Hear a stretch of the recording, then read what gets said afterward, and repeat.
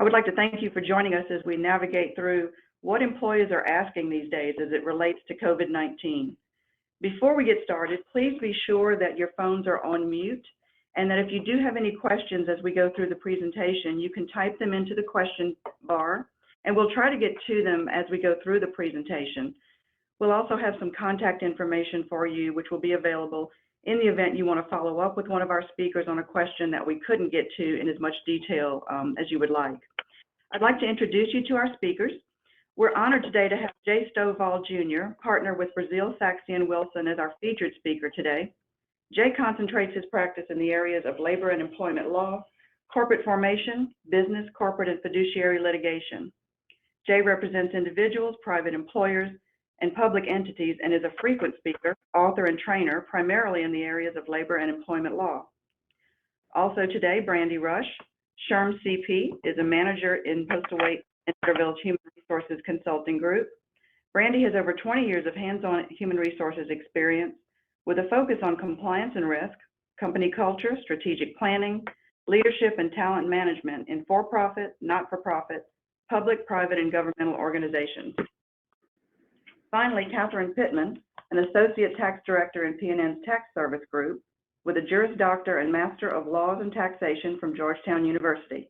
Catherine's practice focuses on federal taxation, as well as on the complex nature of multi-state tax compliance and includes merger and acquisition transactional planning. We have a robust 60 minutes of information to share with you today. So without further delay, Brandy Rush is going to get us started. Thanks, Helene, and thanks everybody for joining us today. As Helene mentioned, my name is Brandy Rush, and I'm the HR Consulting Manager with Postal Wait and Centerville. We wanted to host a webinar to share guidance and recommendations on some of the common and frequent questions we've been getting, and we were so appreciative Jay Stovall was able to partner with us today for this webinar, especially after the Act was passed 2 days ago. As you know, there's a new plethora of questions, and that is going to be first on our list on the agenda today. And we also want to thank Catherine Pittman for being able to cover those tax implications of the Act as well. So as I mentioned, we're going to jump right in with the Act. Then we're going to move into some of the questions that we're getting as you've got more employees that are testing positive and those kind of cases are coming in, how we want to handle some of those issues. And then we'll talk about the payroll tax credits with the Act. So without further delay, we are going to have Jay Stovall kick us off on the Families First Coronavirus Act, Response Act. Good morning, everybody. I'm just going to refer to it as the Act because I almost universally botch it up when I try to pronounce the whole thing. I don't know why. It just doesn't come out right. As Brandy said, there's two key provisions to the Act. There's the FMLA expansion, which is just called the FMLA amendment, and the emergency paid sick leave. Two distinct and separate sections that do totally different things. And we'll get into the details on those in the next slide. Okay, FMLA expansion first. This applies to employers who have less than 500 employees in pretty much all public agencies. This is a tremendous expansion of the FMLA. In the past, it was different than this. You were more limited, so it's a big expansion. Also, it's going to apply to an employee who's been with you for 30 days. They used to have to be employed by you for 12 months and 1,250 hours before the need for leave, and at a facility which employ 50 or more people within 75-mile radius. Now it's just anybody that's been employed with you for 30 or more days is covered. I've got here excludes healthcare providers and first responders. That's not an absolute. I should have had a caveat in there and I didn't get that. It's not an absolute exclusion. An employer, and this is in section, those of you that this might apply to, you ought to look at it. It's in section, I think, 1305 of the enacted bill, 1305, and it pretty much says that employers of first responders or healthcare providers may exempt them from the provisions, most of the provisions of the Act. So if you're a healthcare provider, I don't interpret it to mean, and I'll admit it's ambiguous, I don't interpret it to mean that you can exclude every one of your employees from the provisions of this FMLA expansion, only those that are healthcare providers or first responders. We're supposed to get some regulatory guidance in the next 2 weeks by the effective date on April 2nd, but there's no guarantee it's going to address that. We have to get comfortable that a lot of this is going to stay gray. That's a huge area, because if you're a healthcare provider and you say, okay, I interpret this to mean that all my employees are exempt, that's a tremendous stance to take, because you're cutting out a lot of folks that aren't direct care providers. So be careful with that. It entitles these people under the FMLA expansion to 12 weeks of paid leave if the employee is unable to work or telework in order to care for a minor child under 18 whose school has been closed due to COVID-19, or their child care provider is unable to care for them due to COVID-19. Y'all might have read the original bill, and it included many more reasons to take paid leave, such as the person themselves was infected, they're caring for an infected person, they thought they might be infected, were looking for a diagnosis. That was all taken out. So the big piece, the most expensive piece, giving 12 weeks of paid leave, is only to care for a minor child who can't go to school, is basically what it means. I had a question a moment ago, clarification on the piece, if they're unable to work or telework in order to care for a minor child. I don't think that means if they have children who are unusually unruly at home and therefore they can't work as a practical matter. What I think it means is if you have children who are minors who are no longer in school, and you tell your employer, I need to be home to care for this child who is under 18 years of age and school's been closed, even if you, the employer, think they could do some work from home, they're entitled to the leave. I would not push it and say, you need to do some work from home. I don't think that's how this is going to be interpreted. I think it's going to be an absolute grant if they have to take care of children. And yes, that leaves a lot of air for people to take advantage of it. That's just going to happen right now. The Secretary of Labor has the ability, and it's not on the slides, so I want you all to be aware of this. If you have under 50 employees and complying with the provisions of the Act would jeopardize the ongoing viability of your business, you can apply to the Secretary of Labor for an exception. I can't tell you how you're going to do that because we don't know yet, and I can't tell you how long it's going to take. I expect this could take a long time because there are a lot of employers in America with have under 50 employees, and I think they're all going to want an exception. So we don't know how to do it. We don't know how long it's going to take, but that carve out is there if you have less than 50 employees. The first 10 days of this period you're going to have to give, the 12 weeks, is unpaid under the FMLA expansion. We'll see when we talk about the emergency paid sick leave, that is going to catch up that first 10 days and in essence make it paid. We'll get into a little bit more detail, but under the FMLA expansion, you're going to pay the person at 2/3 their regular rate of pay, up to a maximum of $200 a day and $10,000 total. And that's total for that person, not total all your employees. If we look at the emergency paid sick leave, it's going to apply to the same employers, but it's going to apply to more employees because they're covered on the very first day of employment, which makes sense when you look at it. This is intended to be as I said, the stopgap for the 10-day gap under the FMLA expansion. That first 10 days is unpaid. The emergency paid sick leave is intended to cover that. But it's odd because the compensation is not exactly the same. In this case, a full-time employee is going to be paid 80 hours. A part-time employee is going to be paid the average work that they would have been scheduled to work, the average hours rather, they would have been scheduled to work during a 2-week period. Now, a lot of y'all are probably wondering, okay, great, what is full-time and what is part-time? I don't know. The Act doesn't say. So we don't know. If you analogize, which I don't know that we can safely do it, to the FMLA and say, okay, FMLA applies if you've been employed for 1,250 hours and you divide that in the number of weeks, that comes up to about 24 hours, which seems very low. So we don't know. I hope the guidance comes out and gives us that definition because that's going to be critical of how much you have to pay. There's the reinstatement provision under at least the FMLA expansion piece. I should have said that a moment ago. If their leave expires, just like regular FMLA, you need to reinstate that person to their employment. If you have less than 25 employees and reinstatement is going to be unduly burdensome to the company, you can ask for a waiver as well. So if you have less than 50, you can ask for a waiver from complying at all. If you have under 25, you can seek a waiver from the reinstatement provision. But that's fairly laborious. If there's only certain reasons that you can refuse to allow them to come back to work, and you have to reach out to them for 12 months for a full year after that, trying to get them to come back to work when open positions arise. Okay, Brandon, we go to the next one. All right, emergency paid sick leave. This is the stopgap piece that we talked about that covers when the FMLA, the 10 days. This is what they're covered for. Remember, FMLA expansion only to care for a child whose school is closed. Under the emergency paid sick leave, the 80 hours and the 2 weeks pay. One, if they receive a quarantine or isolation order related to COVID-19, that's an order from a public agency generally. Two, if they're advised by a healthcare provider to self-quarantine due to COVID-19. And we don't think that just means a general recommendation by CDC. We believe this means by their specific healthcare provider that you need to quarantine due to your specific circumstances. But those two are almost kind of mute, because if they go to number three, they're experiencing symptoms of COVID-19 and seeking a medical diagnosis. Almost anybody can get that. Certainly if they want to get leave when maybe they wouldn't otherwise be entitled, they can always say, I have a low-grade fever, I am suffering chills, sneezing, shortness of breath, and I'm seeking a medical diagnosis. That's going to trigger this, and they're going to be entitled to those 2 weeks of paid leave. Four, they're caring for somebody that's experiencing one or two.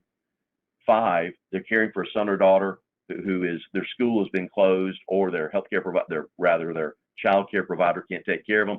That is the same thing as the FMLA expansion. And six, and we don't know what this is going to be, they're experiencing a substantially similar condition as specified by the Secretary of Health and Human Resources.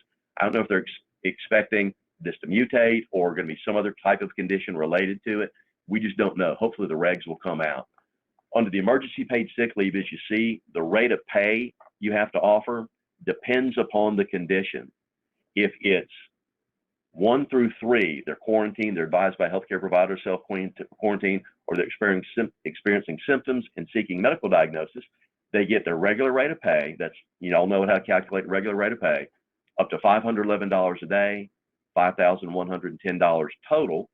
If it's for the other reasons, they're caring for a child or they're experiencing symptoms of something else, then it's paid at 2/3 their regular rate of pay or minimum wage, if their regular rate of pay is minimum wage, and it's capped at $200 a day or $2,000 total. Under both of these, the unused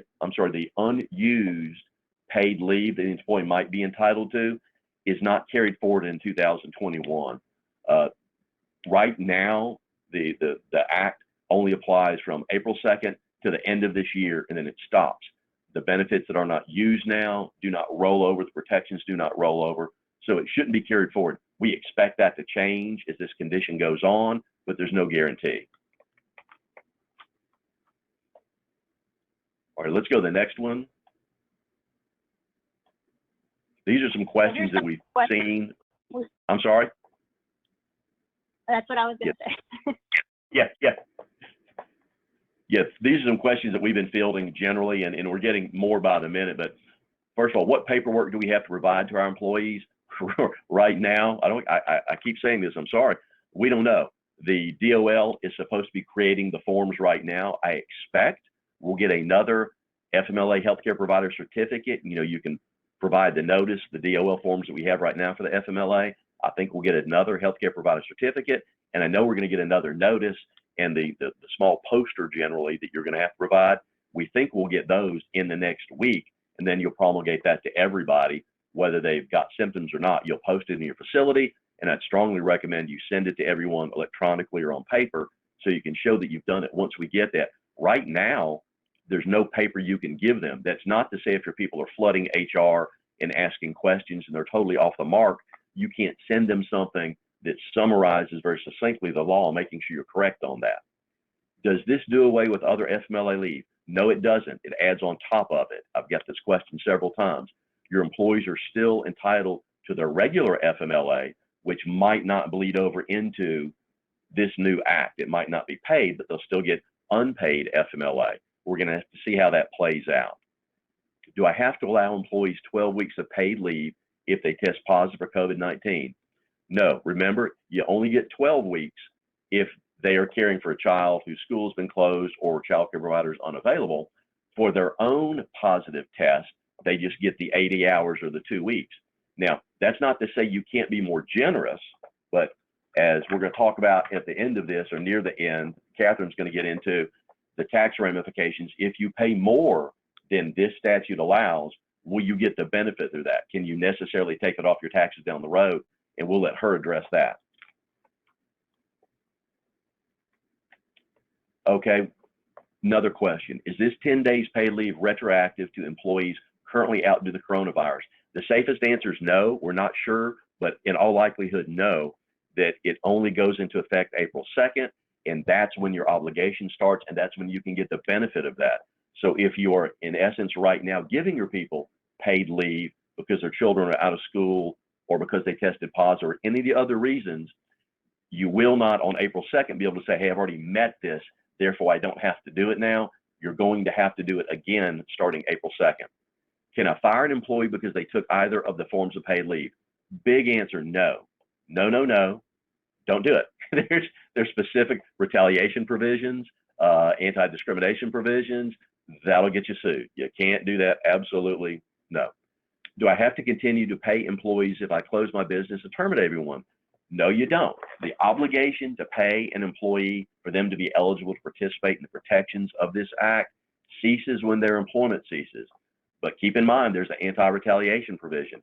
You cannot fire someone because they have availed themselves of the protections of the act, because they have said, I've got to take off to take care of my child. You can fire them because you don't have enough work, but you can't fire them because they have taken off for this. You can fire them because in their absence, you found out they've been stealing money or for some other reason, but you're still opening yourself up to the discrimination and retaliation claims.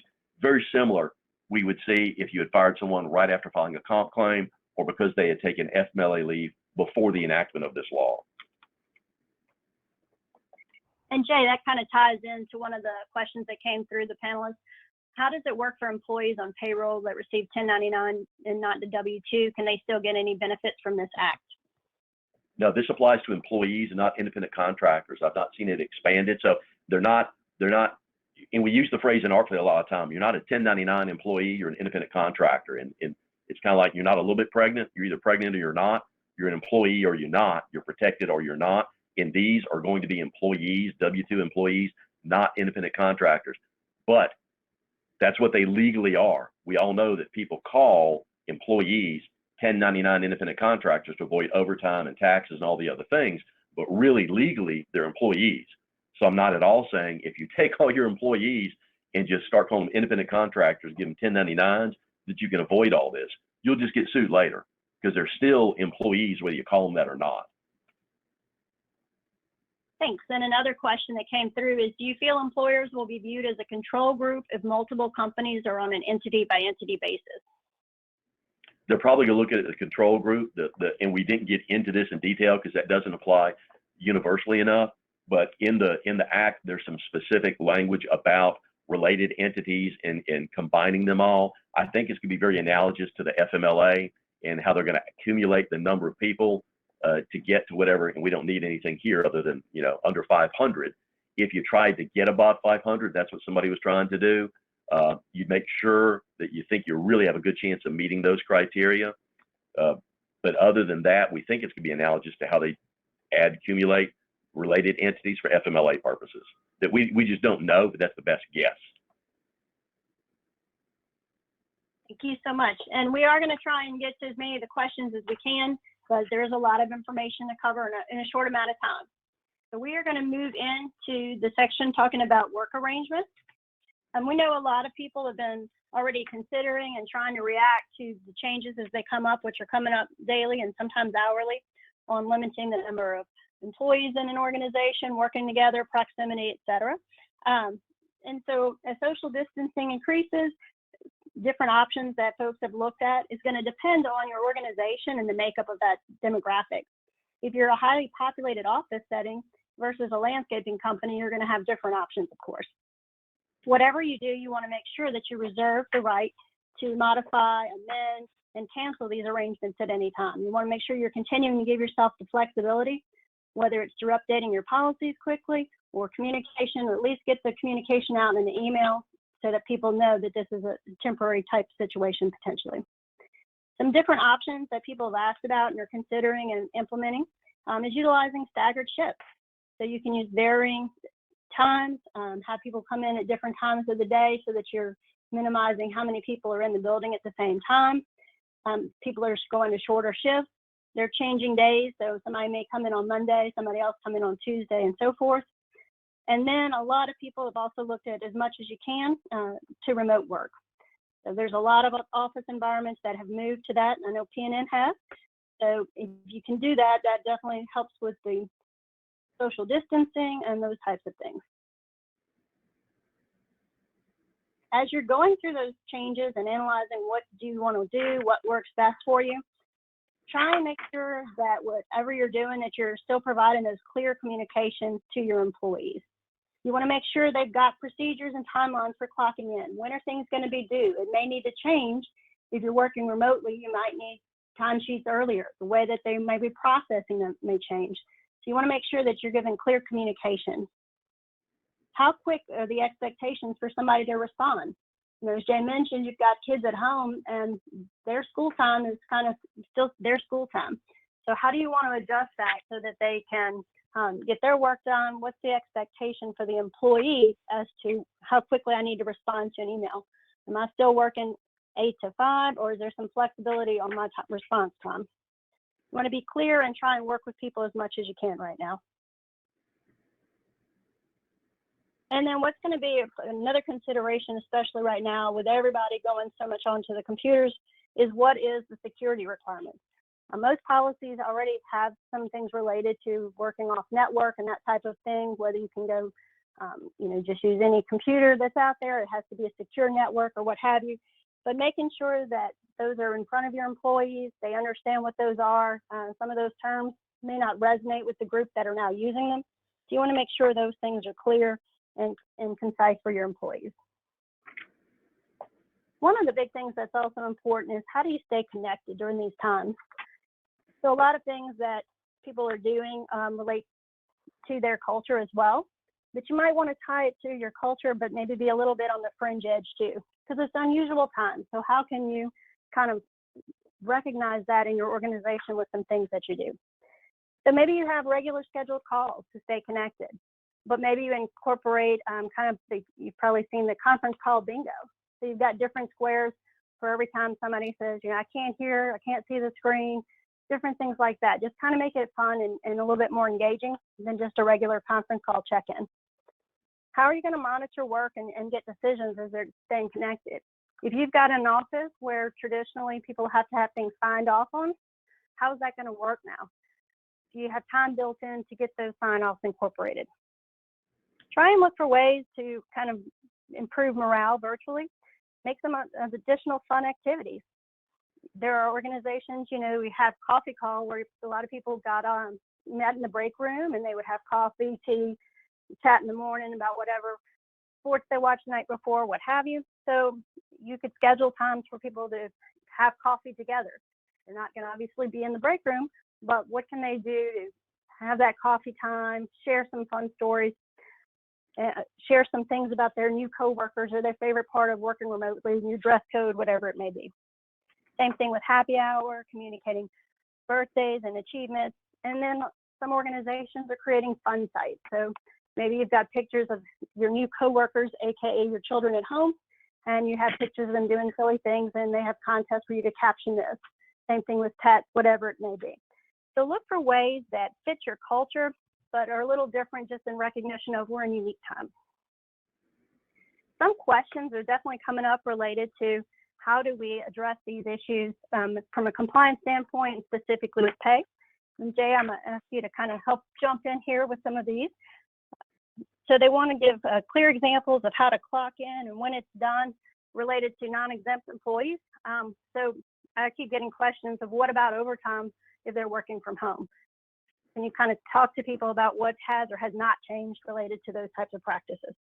Yeah, the law hasn't changed at all. Because keep in mind, what we're talking about with the act, it's talking about paid leave for certain reasons, certain criteria, and that's a whole separate thing.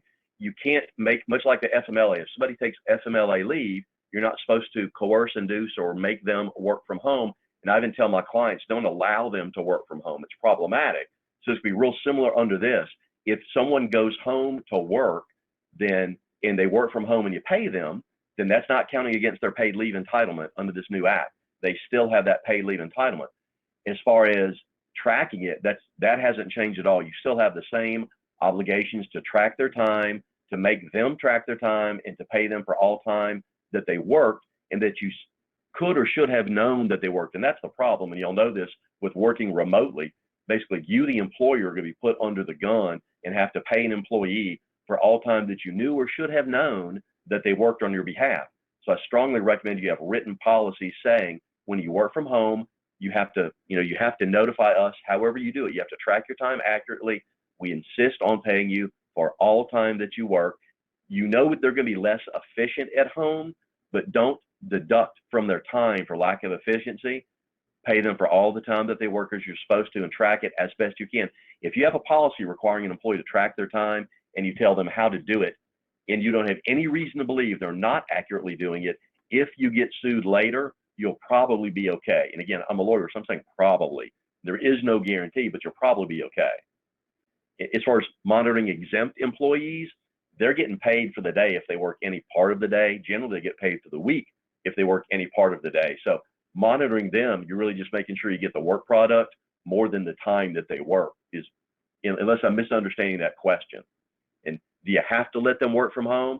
You don't have to, but I'm telling you, if an employee said, I have a compromised immune system, or I'm scared of getting exposed, my wife is home pregnant, or she has undergoing cancer treatment, I'm scared of bringing something home, or there's some other legitimate reason, we personally here at the firm are bending over backwards. We're going to staggered shifts to let people work from home. You do not have to, and this new act does not require you to let people work from home. It's just give them paid leave. And Randy, I hope I didn't take over all the questions when I wasn't supposed to. No, that was great. We actually had another one that came in and that asked, can you make them take PTO even if the current policy doesn't say that? Does the law allow for that? Once April 2nd, no, you cannot. It's real clear. Neither the FMLA expansion nor the emergency paid sick leave allow you to require an employee to use other forms of paid leave first. It's totally at their discretion. That's a substantial change because, as y'all know, under the FMLA, you had that right. You could do that. You cannot do that under these expansions.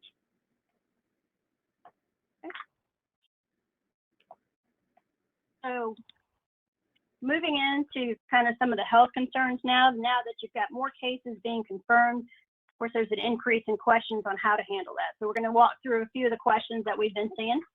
So what if employees, Jay, are taking advantage of cheap airline tickets and they want to go on a cruise? Of course, a lot of those have been shut down, but they're still wanting to travel and go on spring break and all. Can I prohibit both business and personal travel?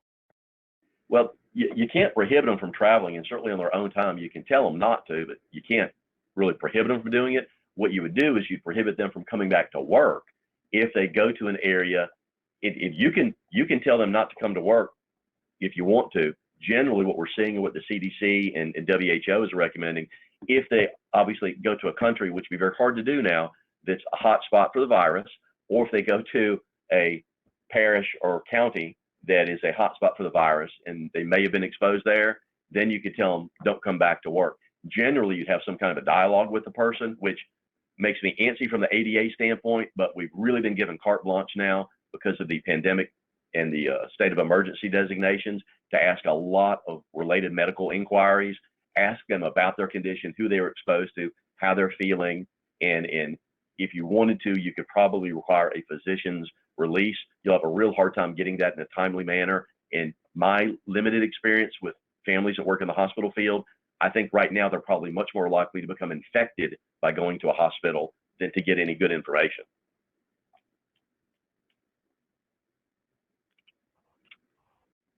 What if an employee's been exposed but only found out after the organization found out after they interacted with clients and customers? What's some advice on that? Yeah, this gets really problematic. If the employee, and I would probably respond the same if we confirmed that they've been exposed, as if they had had a confirmed COVID virus positive test themselves. Is you would, as far as your employees are concerned, you would, and again, you cannot disclose the person's name. You can't say who they are. Yes, the employees will figure out who they are, but you can't use their name. Try to identify as best you can the other coworkers that have come in close contact with this person within 6 feet, within 3 feet, or touched them in the past 14 days. And seriously think about requiring those people to go home for a period of time until they don't show symptoms. And then as far as customers, you won't want to do it, but you should reach out to your customers as well that person has come into close contact with in the past 14 days and have the same discussion with them. You do not legally have to, and certainly this act doesn't address that at all. You don't have to, but I've read just about everything that all the regulatory agencies are putting out in the past week, and they're pretty much universally recommending that you reach out and notify these people. You may have been exposed. You need to really watch yourself and be careful and think about self-quarantining, or as the exams become more common and more available, maybe get a screen to see if you're negative. Y'all know a negative screen is really, it's 2 screens with at least 24 hours in between. So it's quite a process.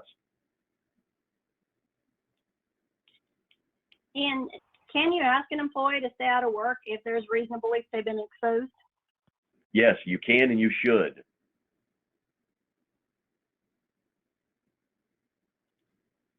So now you've got some employees that are not feeling well showing up at work. What are some things that the supervisors should be aware of during this pandemic? If they say they're sick and not feeling well, what questions can an employer ask?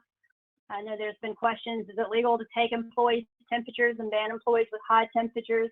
And can you require that employees with symptoms be tested? Yeah, this is where I think HR really has to get involved and come up with a script and train your supervisors. I generally don't like supervisors unless they're very, very good getting into too much detail, because I want HR to control that message and how it's done. And this is how it plays out. You don't want your supervisors making negative comments to any of their subordinates or even their coworkers, their other supervisors, about people that are using this leave, people that might be taking advantage of the leave. That's going to show discriminatory intent and hostile feelings towards people exercising their rights. And y'all make no mistake, everybody's holding hands and coming together now. When this all plays out and it's done, the plaintiff's lawyers are going to come out in droves, and they're going to attack us for every mistake that we made going through this process. So I would want to have a training session with my supervisors telling them, yes, this is going to be expensive. Yes, it's going to hurt the business. Yes, your pay might be cut. But this is what we have to give, and this is what we're going to give, and we're going to do it with a smile on our faces.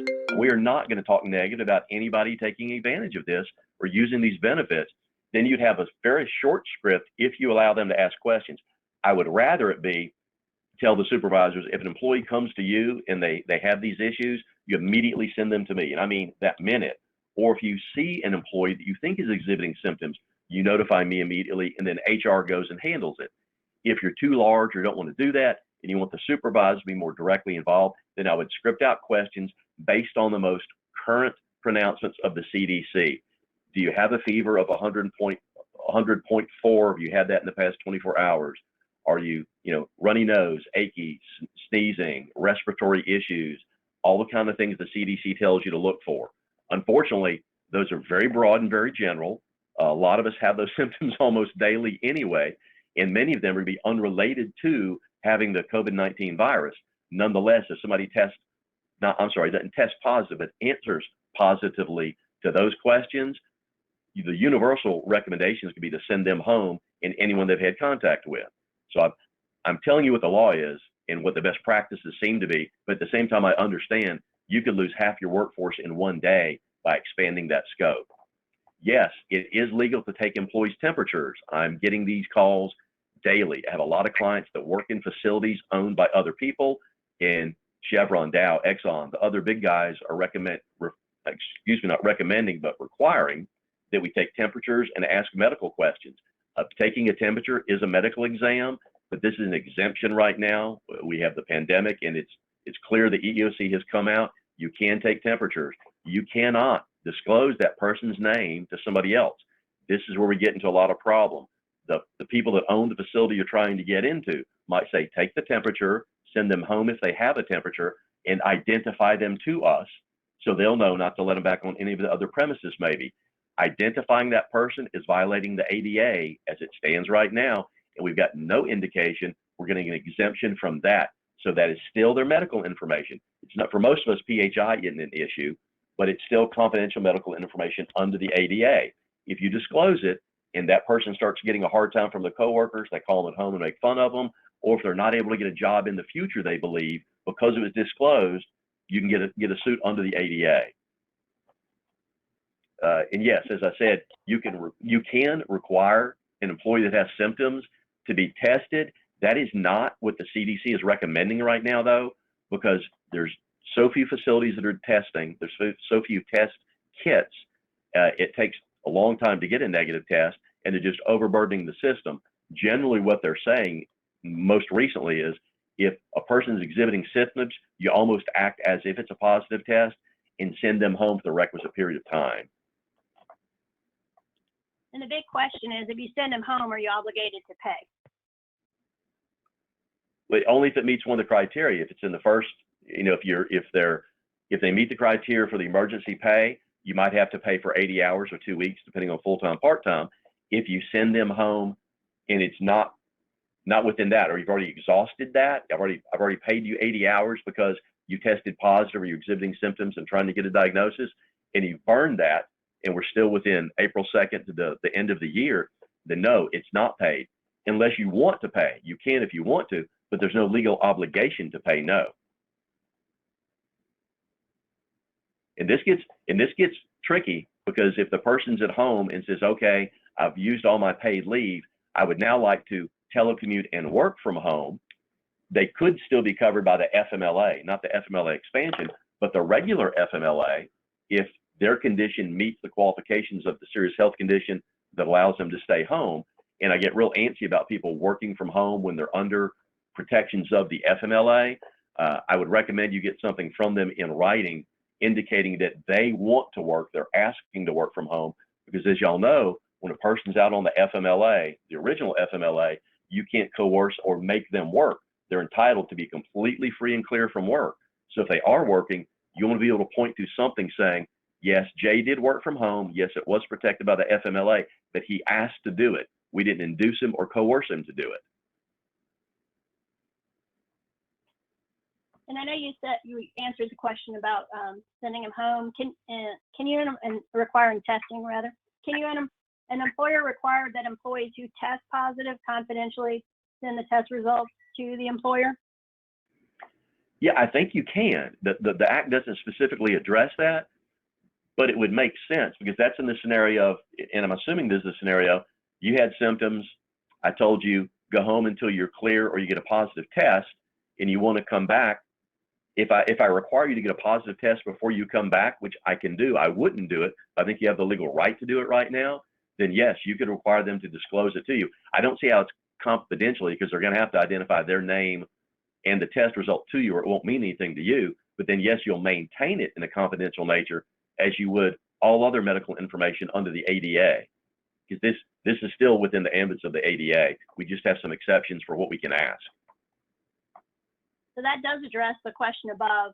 May an employer inform coworkers, managers, or supervisors that a particular named employee has been exposed or infected without the employee's consent? And of course, that answer is still no. Yeah, that's a clear no, and I realize they're going to figure out who it is. They're going to put 2 and 2 together, and it does run counter to your obligation to try to figure out who has been closely exposed or in contact with that person over the past 14 days. But you're not supposed to disclose their name. And I would train my people, don't disclose their name. Yes, I know people are going to figure it out, but don't disclose it. And Brandy, I saw one of the written questions. How would FMLA apply to divorced parents who share custody of the kids or not able to telecommute to work? We've actually had that scenario come up, and we know it's going to be impacting April 2nd after this becomes effective. In that scenario, you might be able to allow, I'm assuming they both don't work for you. If someone says I have to stay home to care for the child, even if they have alternate custody, maybe they would only take off part of the time. It wouldn't be a complete 12 weeks together. Maybe they're off 1 day a week, 2 days a week, or a week at a time. And you should bend over backwards and do that. You will still be able to count that against their 12 weeks under the FMLA expansion, but that would work for you if they're able to do that. And you should allow them to do that. And that kind of answers another question. Is this going to be intermittent leave? The only one to be intermittent, it wouldn't be the emergency leave because that's because of their illness generally. It's going to be the 12 weeks expansion of the FMLA to care for a child. And it doesn't specifically say that you have to do it in a continuous block.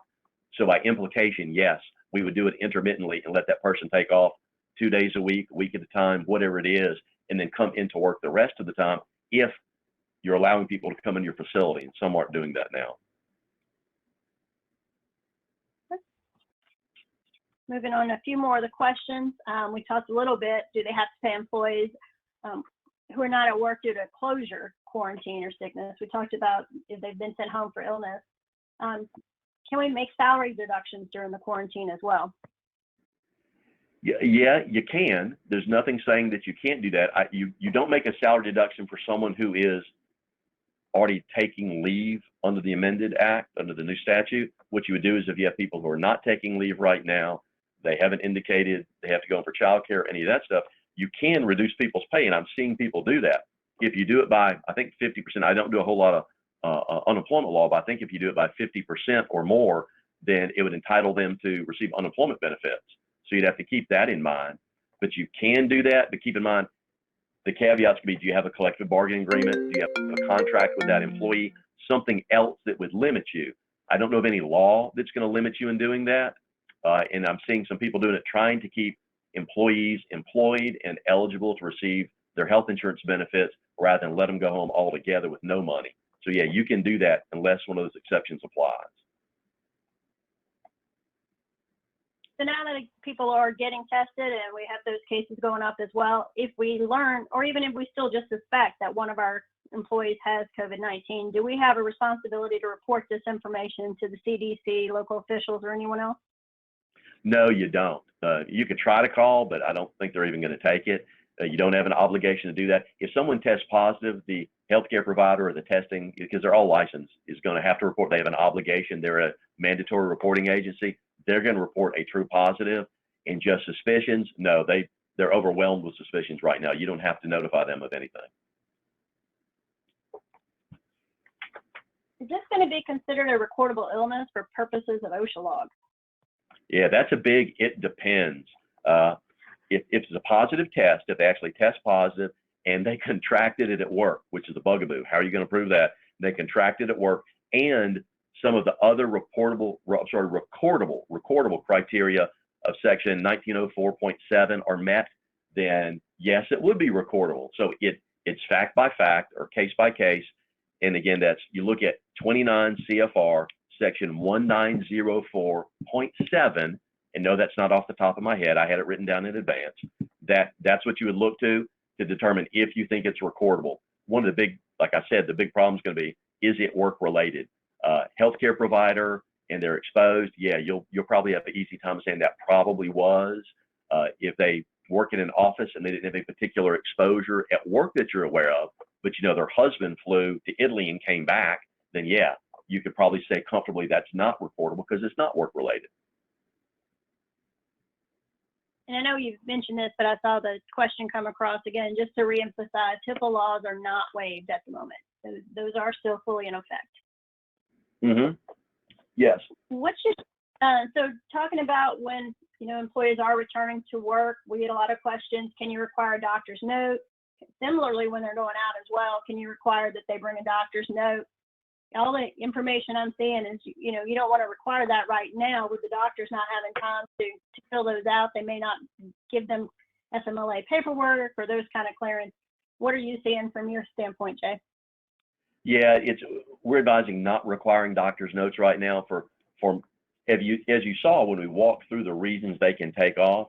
If their school is closed, well, we all know the schools are closed, so they can take off for that. That would require a doctor's note. There's a number of reasons they can take off for it that doesn't require a doctor's note. Exhibiting symptoms and trying to get a diagnosis, that wouldn't be a doctor's note. Even if it's for their own exposure, and we're saying it's probably not a good idea. CDC is saying don't require it right now because this healthcare system is just overburdened. What you would do when they come back is I would get some kind of, maybe not documentation from the employee, but I would sit down with the employee. If they've been out for 14 days because they exhibited symptoms or were positive or whatever, and they're coming back to work upon the conclusion of that, whether you require them to be fever and symptom free for 24 hours or 72 hours. Healthcare providers are generally 72. I like that better. It gives you a more of a cushion, although admittedly they're off of work more. When they come back, I would at least have a conversation and walk through a form I would create. Then my last symptom was this day. My last fever was this day. This is how much it was. I wasn't taking any fever medication at the time. The day that symptoms first onset, the day they first saw or exhibited symptoms was on this day. So you can go through and say, okay, I'm pretty clean here. It looks like you're okay. And I don't know this medically. I'm assuming the fact that they've been exposed once and gone home and gone through the process and come back doesn't mean they can't be a carrier again. They can't be exposed or get it again. So this person, when they come back, you can't put them on the side and say, okay, they're clean. You don't have to worry about this ever again with them. They're back in the same pool with everybody else at that point in time. They won't have more leave, but they can become a carrier again or infected again, I believe. And I'm subject to being corrected on that. So that's a long-winded answer to say, I wouldn't ask for a doctor's note going or coming back, but I would have conversations documenting coming back with them. And probably when they leave, and hopefully the DOL forms are going to have this, much like the FMLA healthcare provider certificate, why is this person taking off? If it's for child care, they'll have a box where they fill that out. If it's for their own or for a person they're closely associated with, it'll have boxes for that. So it'll have some documentation why that person went out, because that's going to impact the pay that you have to pay them during that time. And I guess we should have added on our disclaimer that this is not medical advice as well. I did see from one of the doctors that was talking that they are recommending that you have folks, usually for schools, it's 24 hours fever-free with no medicine. And I think that with this one, they're saying 72 hours without help from Tylenol, Advil, or any of the other medications to be fever-free, that before they would kind of consider you clear. But they're also saying 7 days from the first symptom. So if you had a cough on a Sunday and got fever on Monday, and Tuesday the fever's gone, they're still going to want you to wait 7 days to come back related to the cough and that first symptom. And that's another caveat. Yeah, the 72 and the 7 is generally under their healthcare provider recommendations as opposed to regular employers. But I agree with that. I think it's better. It's more protection for you. Now, keep in mind, none of these are law. You don't have to comply with those. But to stop this stuff, everybody's going to have to give in and work with this. So I like the 72 and 7, but I think that's really specifically directed to healthcare providers. And I also think that kind of adds on with Jay's note. Just because you have a note, if I got a note today and brought it back to you tomorrow, that doesn't mean that, 2 days ago I didn't get exposed to something and don't even know it. So even if you have the doctor's note, that's not really comforting per se or a guarantee that there's still not a potential exposure opportunity there. Okay. All right. Let's see, moving on to the next section here. Helene, did you? Yeah, Brandy, this is Helene. I'd like to jump in just for a moment if I could. We are going through the questions that are coming in that are being typed in, and we're seeing a very large number of questions that are very, very specific to certain types of business and industry. And we want to be able to provide you with some sort of reply to this, but we're not going to be able to dive that deeply on this call. If you would like to talk more about your unique situation, please feel free to reach out to one of the presenters after this webinar, again, because those questions are going to require some discussion and kind of fall outside of the forum for this webinar today. So we are seeing your questions, and we will try to provide some sort of a group response to them if it's general and high level enough, but you may have to reach out directly to get very detailed responses to some of these questions. So thank you for doing that. We're going to try to address what we can.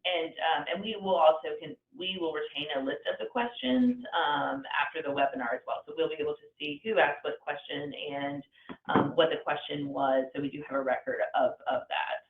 Thank you. Thanks. So moving into layoffs, risks, and furloughs, unfortunately, but understandably, with all the changes and the impact on the economy right now, there are a lot more questions coming in related to those areas. Unfortunately, businesses are having to consider all those options, and that's definitely part of them. So before we jump into the questions that we're getting, we just want to quickly run through a few of the terms to make sure we're kind of on the same page there.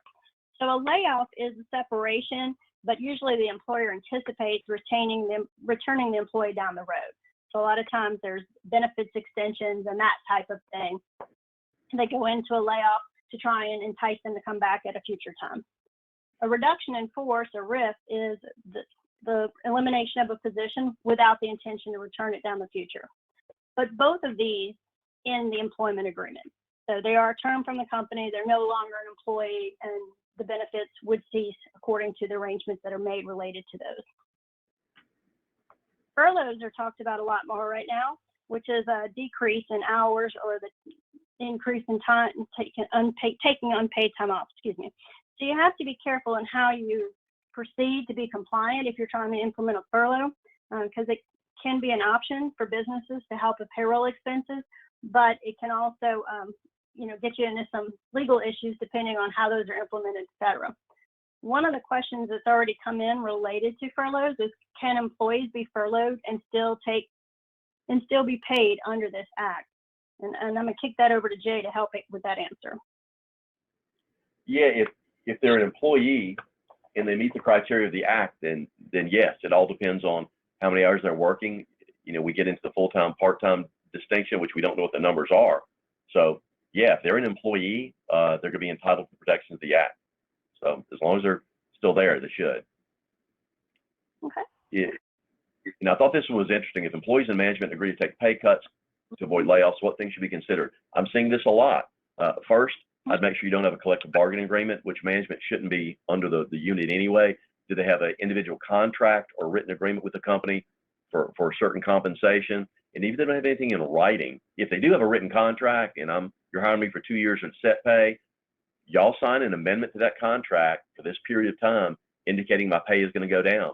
If I don't have a written agreement, I would still do something in writing with that person, not verbally, but in writing, and make it very clear, is this basically a loan from the employee? I'm going to agree to you cut my pay for 50% for the next 6 months, but then I make it back when we get back to normal. Does my pay just go back to what it was, or does it go back to what it was plus you repay me for the money that I forego or forwent, however you would say that, during the time period that I was making less? You got to be real clear about that, because if you're not clear, that's when you get sued. Once everything's back to normal, it just goes back to normal. But like I said, you have to address whether you're going to pay me back what I did not make, or I'm just going to go back to what I was making normal and everybody lost money. The WARN Act will apply if all the criteria are there.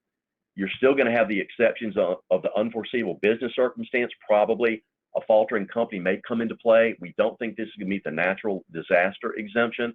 So if all the criteria are met, there is no exception under either the pandemic guidelines or any announcements or this new act that's going to be a carve out for the WARN Act. So if you meet the criteria, you have to give them notice.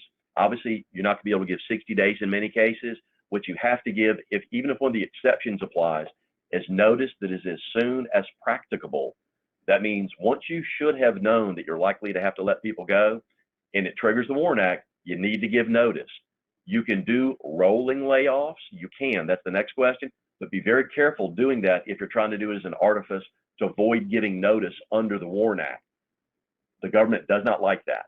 And they'll look back 90 days and look forward 90 days to see if you scoop up all those people let go during that time period, should have added up to the number to get you there. Generally 50 if you're looking at a mass layoff.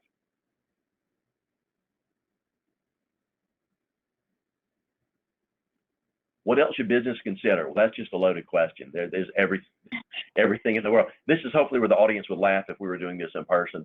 Y'all, you just got to consider everything under the sun and make sure your HR people know the difference between FMLA, ADA, and then these new amendments that are paid leave.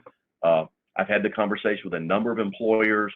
I think I can carry my people, let's say half salary, send them home for 3 or 4 months.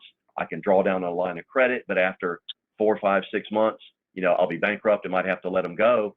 That's very nice, but you as the employer have to think, is it better, particularly small employers, is it better to do that and break the company or cut everybody now and shut it down so that you'll have a viable company, hopefully next year, let's say, when everything comes back and you can start up again and bring your people back.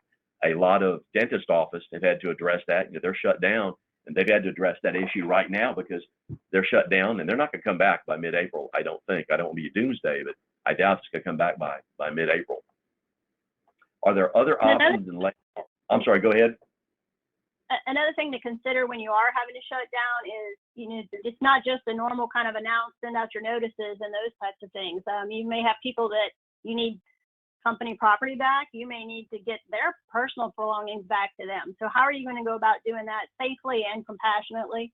But if you've got to get people into an office to get their items and then get those things returned back to them, you're still going to want to put in some safety measures. And is there anything else that you might could do to try and help people along that way? So thinking about some of those things as well, if you do have to make that decision.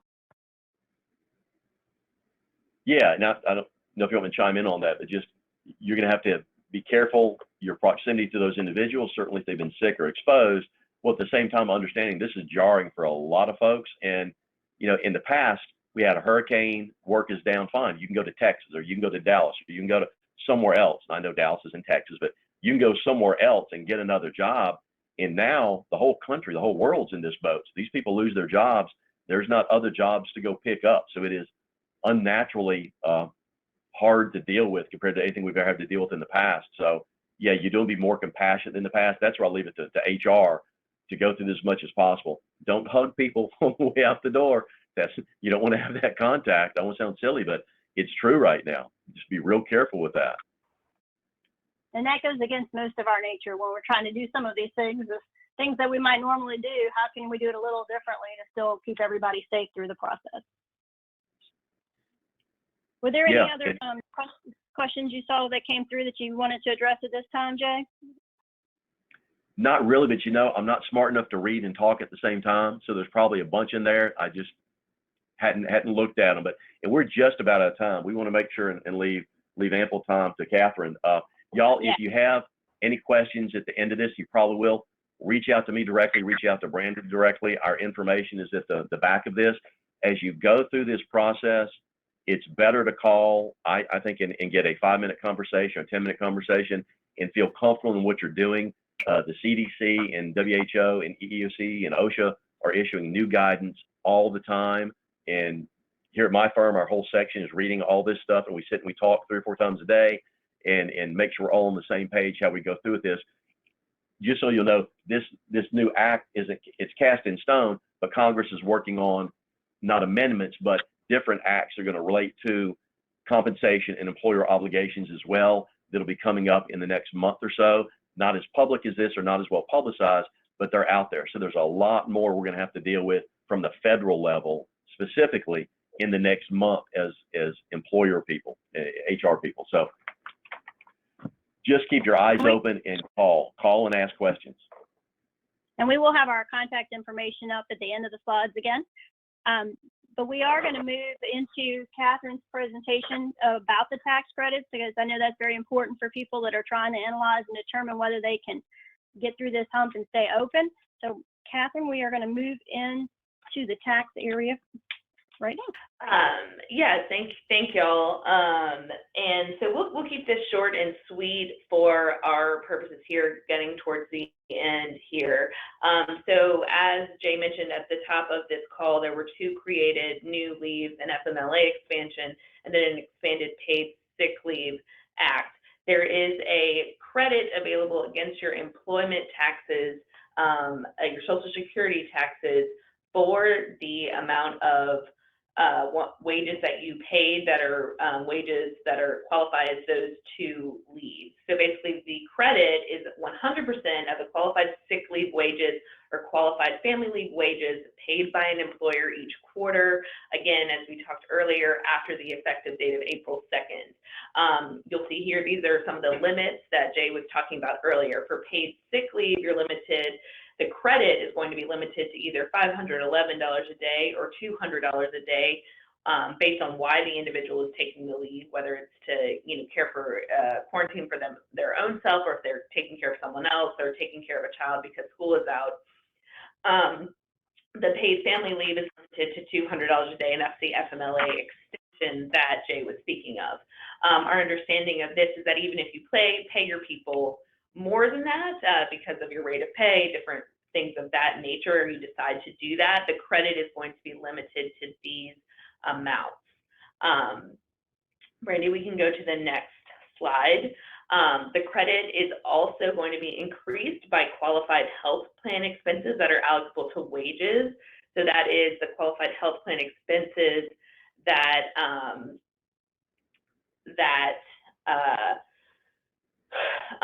relate to group health plans that you're paying for on the wages. The good news about this, any excess credit that you have over your quarterly payroll tax liability is going to be refundable. So you'll get a refund of any amounts paid. Brandy, we can go to the next slide as well. I want to make everyone clear of this. There's not a current provision in the law actually that kind of says, well, you don't have to deposit if you think you're going to get credits. But what it does say for both of the credits is that the Secretary of Treasury is allowed to issue guidance for a waiver of penalties for failure to deposit in anticipation of the credits.